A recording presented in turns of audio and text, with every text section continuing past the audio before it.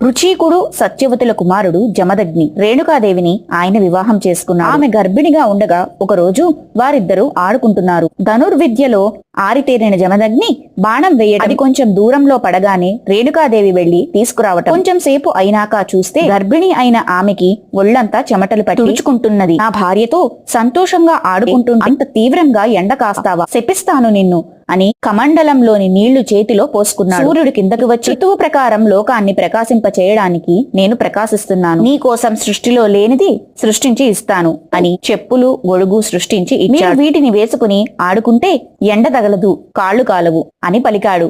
అప్పటి నుంచి గురువు గారికి ఇచ్చే బహుమానంలో అవి కూడా ఒకటే అయ్యాయి. ఆయనకు మాత్రమే కాక ఎవరిని నారాయణ స్వరూపంగా చూస్తామో వారికి అవి బహూకరిస్తారు. బ్రహ్మచర్యం వదిలి గృహస్థాశ్రమంలోకి వస్తుంటే మామగారు నారాయణ స్వరూపంగా గొడుగు చెప్పులు ఇచ్చి అల్లుడిని తీసుకుని వస్తారు.